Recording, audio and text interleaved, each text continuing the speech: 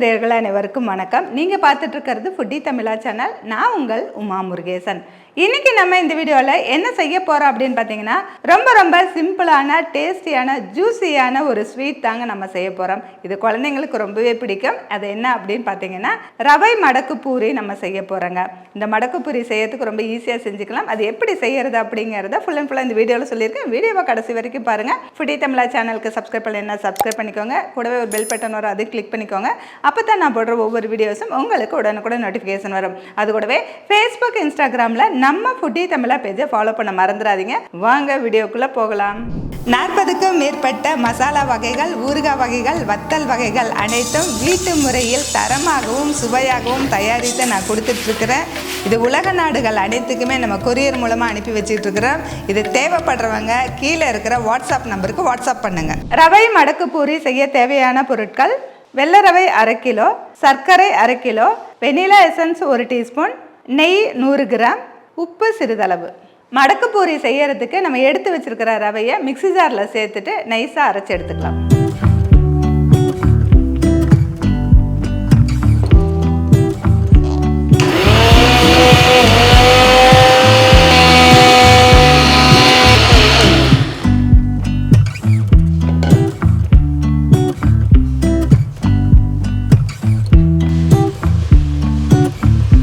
இப்போ ரவை நம்ம மாவை அரைச்சி வச்சுருக்கோம். அது கூட கொஞ்சமாக உப்பு சேர்த்துக்கலாம். அது கூட நம்ம 1 டீஸ்பூன் நெய் சேர்த்துக்கலாம். இப்போ சேர்த்து நல்லா பிசைஞ்சிட்டு, நெய் இல்லாட்டி ஆயில் கூட சேர்த்துக்கலாம். இப்போ நம்ம நெய் சேர்த்துருக்கோம். இப்போ நெய் சேர்த்து நல்லா பிசைஞ்சாச்சு. இப்போ தண்ணியை கொஞ்சம் கொஞ்சமாக சேர்த்து நம்ம சப்பாத்தி மாவு பதத்துக்கு பிசைஞ்சிக்கலாம்.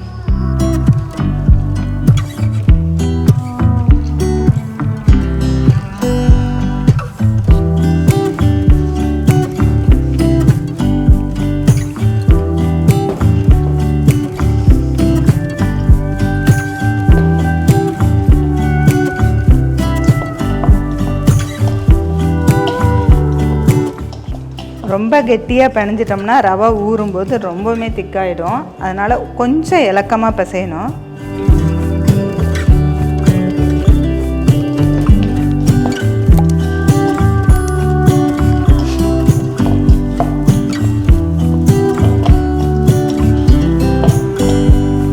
மாவு இந்த மாதிரி சாஃப்டாக பிசைஞ்சிருக்கோம். இது மேலே நெய் 1 டீஸ்பூன் நம்ம சேர்த்துட்டு நல்லா தடவி கொடுத்துட்டு மூடி போட்டு ஒரு 1/2 மணி நேரம் ஊற விட்டுறலாம்.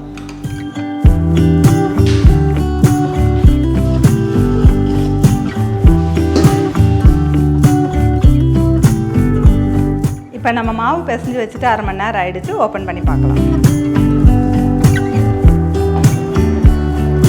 பாருங்க, மாவு நல்லா சாஃப்டாக இருக்குது.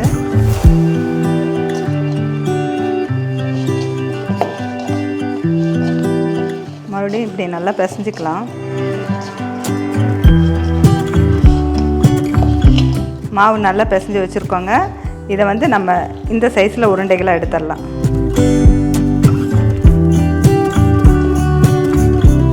இது பெருசாகவே போட்டுக்கலாம்.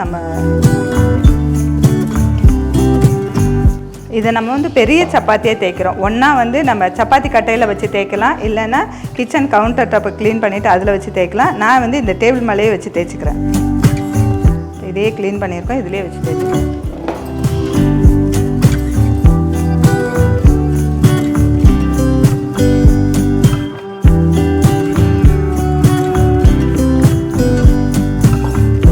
ரொம்ப மொத்தமாக இருக்கக்கூடாது. நம்ம எந்த அளவுக்கு இதில் தேய்க்க முடியுதோ அந்த அளவுக்கு தின்னா தேய்ச்சிக்கணும். இந்த மாதிரி நம்ம தேய்ச்சிருக்கோம். இதில் ரவுண்ட் ஷேப்புக்காக நான் ஒரு டிஃபன் பாக்ஸ் எடுத்திருக்கேன். அதை இந்த மாதிரி வச்சு அந்த ரவுண்டாக எடுத்துக்கலாம். நீங்கள் டம்ளரு இல்லை ஏதாவது கப்பு இருந்தால் கூட நீங்கள் யூஸ் பண்ணிக்கலாம். இந்த மாதிரி தேய்ச்சிட்டு இது மேலே இருக்கிறதெல்லாம் எக்ஸ்ட்ரா இருக்கிறதெல்லாம் எடுத்துடலாம். இதை திரும்பவும் நம்ம பிசைஞ்சிட்டு அப்படியே தேய்ச்சிக்கலாம். இப்போ நம்ம இந்த ரவுண்டாக தேய்ச்சி வச்சுருக்கிற பூரி மேலே கொஞ்சமாக நெய் அப்ளை பண்ணிக்கலாம். நெய் அப்ளை பண்ணலாம், இல்லைன்னா ஆயில் கூட அப்ளை பண்ணலாம்.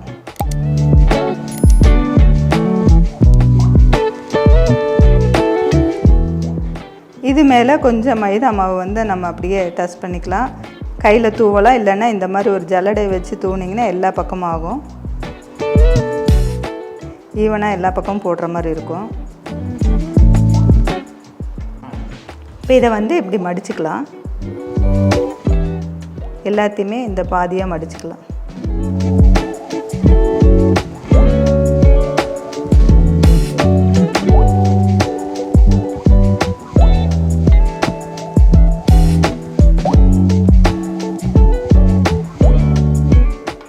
இப்போ இது மேலேயும் கொஞ்சம் நெய் அப்ளை பண்ணிக்கலாம். இப்போ ஒவ்வொரு பூரி மேலேயும் இந்த மாவு இந்த மாதிரி ஜலிச்ச மாதிரி போட்டுக்கலாம். இப்போ இதையும் நம்ம இதே மாதிரி மடிச்சுக்கலாம். இப்போ கோணமாக முக்கோணமாக நம்ம வர மாதிரி இப்படி மடிச்சுக்கலாம். இப்போ இதை வந்து லைட்டாக தேய்ச்சிக்கலாம். அமுத்தின மாதிரி கொஞ்சம். நமக்கு இது வந்து பெல் ஷேப்பில் அப்படியே கிடைக்கும்.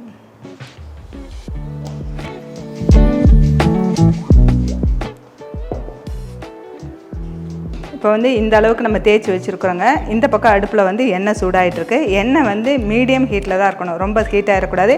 மீடியம் ஹீட்டில் இதை ஒன்றா நம்ம போட்டுட்டு நல்லா 2 பக்கம் திருப்பி நல்லா கோல்டன் ப்ரௌன் கலரில் நம்ம பொரிச்சு எடுத்துக்கலாம்.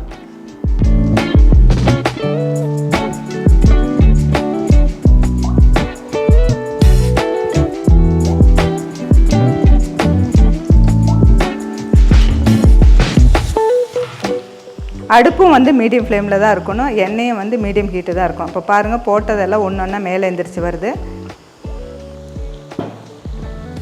இப்போ நம்ம வந்து திருப்பிக்கலாம்.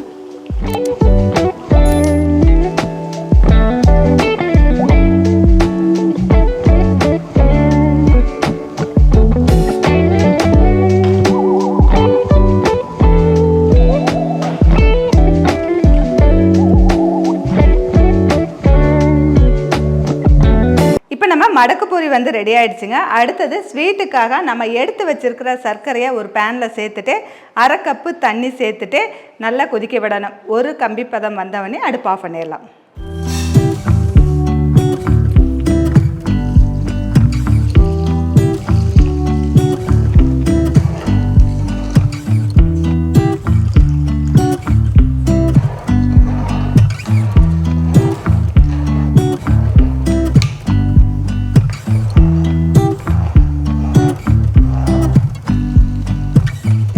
சர்க்கரை நல்லா கொதிச்சிட்ருக்குது. இந்த டைமில் நான் வந்து வெண்ணிலா எசன்ஸ் கொஞ்சம் எடுத்திருக்கேன் வாசத்துக்காக. உங்களுக்கு ஏலக்காய் தூள் வேணும்னாலும் சேர்த்துக்கலாம், அல்லது வெண்ணிலா எசன்ஸ் வந்து சேர்த்துக்கலாம்.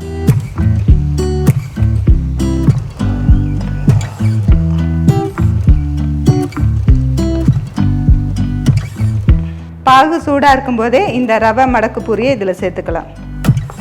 சேர்த்துட்டு திருப்பி போட்டு 1 நிமிஷம் விட்டுட்டு எடுத்துடலாம்.